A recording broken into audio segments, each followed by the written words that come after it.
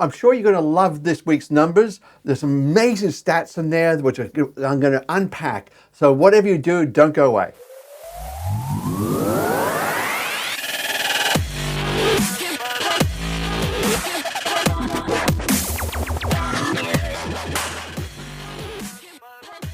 A lot's been happening this past week, some incredible things, in fact. I can notice that masterclass lessons, we've had so many people do that, and it's really inspiring me to do a few more lessons, to add them to what does it mean to monetize your domain traffic. So I'm really excited about that. There's so much coming through from the from NamesCon, the fact that I've done a number of interviews for the conversation segment of my blog, and I'm really looking forward to releasing those. I just released one the other day, which is great, on Freddie Shewick, and he's did some incredible stuff with flatsites.com. So whatever you take a look at that, it's really interesting stuff. But so lots been going on. Huge amounts of technology build happening inside of ParkLogic, and I'm back on the tools again and having some fun. I must admit, I do like doing a bit of programming. But without further ado, let's take a look at the stats for this week and see what's been going on. All right then. Okay, so monetization industry update, the 25th of September 2020. Now, for those of you who are thinking, hang on, we're not the 25th of September. We are in Australia. We're ahead of you. So we've already had the lottery. So if you want the numbers, just hey, give me a call. But anyway, so let's just see what's going on here, and in the numbers. Okay, so here we go, and we've got the change in revenue growth. We're looking at the percentage change of day versus previous 28 days. That's this chart here. And you can see we've had a bit of a spike up on the right-hand end, so a bit more of a growth once again hitting the market, which is great. I always like that. I didn't like this downward trend beginning to establish there. Don't like downward trends. I want those upward trends. Okay, so what's happening with the normalized RPM and RPM charts? So RPM is red, normalized RPM is in blue.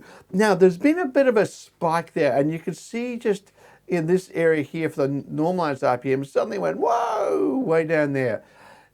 Ignore that. You really need to ignore that. I looked at pulling it out or something like that and massaging the data a bit. Basically, for this particular sample portfolio we're looking at, there was a surge in traffic, which was largely junk. That created that bit of a downward thing. It won't affect the trend, so I left it in there. Interesting talking point. But you can see that the RPM has really leveled off. Normalized RPM is still accelerating upwards, and normalized RPM is the one I really like to look at. That's the one that's very important. Okay, so what are we looking at here is the click-through rates, and the click-through rates, after that big step up in this area, and there was a great big step up, they've really once again resuming their dance. Now, it could be seen that hey, the EPC is in decline. Well, let's take a look at the averages. And this is the 14-day moving average.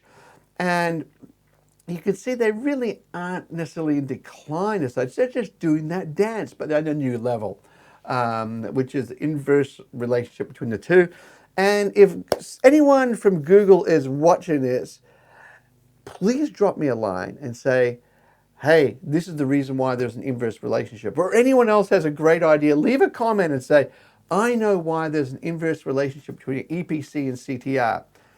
Go for it, guys. I'd love you to be able to leave a comment because I don't know why.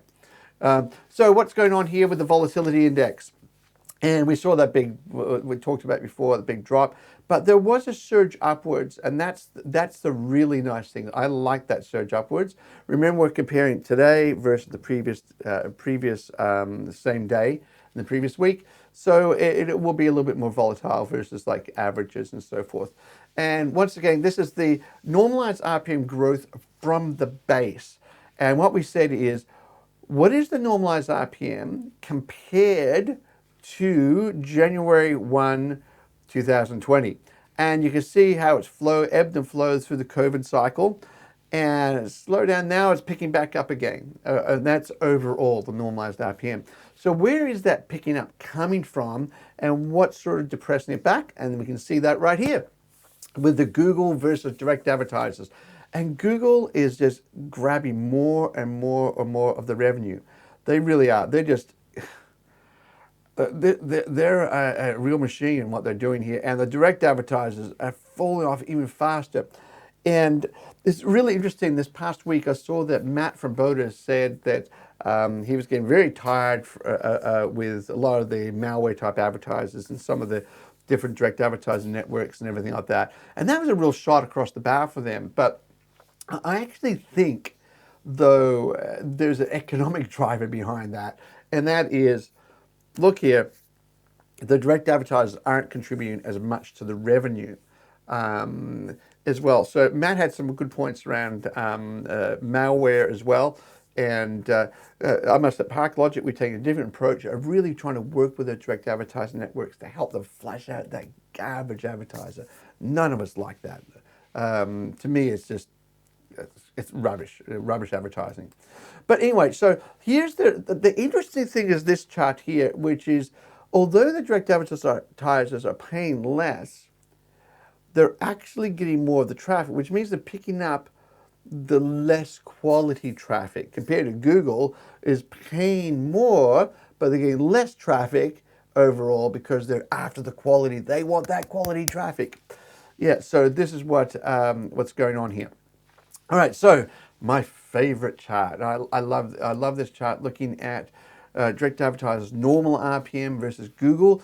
And you can see Google is continuing to accelerate upwards. It really is. Well, the direct advertising networks are just, they're languishing. They really are. And someone's got to do something here. Like, we need that travel segment to come back, and some of the loans and that sort of thing to really come back in, because it's causing a great deal of pain in that area. But anyway, so remember that last week we looked and we saw that Google in blue, now this is exactly the same chart but on the same axis. And we looked at the Google in blue, and we saw that it was beginning to cross over the direct advertisers in red. Back here, look at the gap between them. Massive gap, and it's just, they just pulled it right back. And now Google is now in front. Now, is this going to be sustainable? I don't know. See, one of the nice things about being, dare I say, for our clients at ParkLogic is we actually don't really care. As I say to people, I actually don't care who gets the traffic as long as they pay more than the other guy. I become very mercenary in who wins the traffic. So whether it's Google, direct advertisers, or anyone else who really wants the traffic, I'm all fine with that. Okay, now here's the fundamental problem, the direct advertiser Google type tussle and battle, is that Google, as you can see, over the last 14 days, that's just a straight line trend line. It's been going up. Direct advertisers, straight line trend line's been going down, and that's just been week after week after week after week. That's the problem. Direct advertisers need to get their sales team out there to really begin drumming up more business, like at a higher payout rates, because that's a problem. That's not sustainable. So it's going to be interesting to see what actually happens. On the other hand, this is sustainable, but is it sustainable in the eyes of the law and the fact that clearly Google's winning more and more and more, which is antitrust potentially issues, all sorts of stuff. But right now, I really don't care as long as they paying out that money. Okay, so percentage change, volatility. Okay, the volatility, and as we can see here, it's on the right-hand end, it bounced up last week, and that was driven by Google, and you can see how it's driven by Google. But the interesting thing is the direct advertisers bounced up as well, but just not as high. So there could be some life there after all, and that's really what I think would be great. Great to see. Okay, so once again, this is now holding the base from January 1. How's Google gone? How's direct advertisers gone? And that says it all. This chart's the money chart. You know, it just says everything. Google's just continued to accelerate, and direct advertisers just languished backwards. But anyway, so that's what we take a look at this week. There's a lot of great data in there. I hope you enjoy this data. I must admit, I do like looking at this every single week, and I'll continue to do so. And I kept on thinking, oh well, I do it for for a few months or whatever. But no, I must admit, I look forward to this data.